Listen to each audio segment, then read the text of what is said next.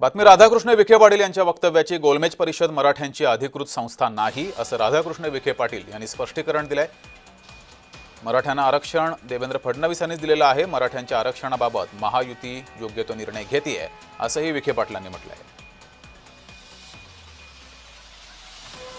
आदरणीय मुख्यमंत्री देवेंद्र फडणवीस आणि राधाकृष्ण विखे पाटील यांनी 1 महिन्याच्या आत या 6 मुलांना व्हॅलिडिटी सहित या ठिकाणी प्रमाणपत्र आधी वितरित करावेत आणि त्यांची व्हॅलिडिटी द्यावी। आणि जर हे करणं शक्य नसेल त्यांना तर त्यांनी सकल मराठा समाजाची 1 महिन्यानंतर या ठिकाणी माफी मागितली पाहिजे।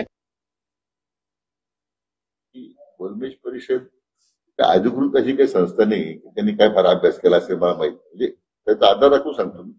त्यांच्याबद्दल मला दुराग्रह काही नाही आहे, पण शेवटी त्यांच्याशी मी चर्चा करेन ना। त्यांचे एक आक्षेप आहे, त्यांचं काही त्याच्यामध्ये कोणत्या गोष्टीमध्ये त्यांना विसंगती वाटते। मला वाटतं हा प्रश्न शेवटी चर्चेतूनच त्यातून त्यांचा मला असं गैरसमज दूर करता येईल किंवा त्यांच्या काही सूचना असतील चांगल्या ते मला स्वीकारता येतील।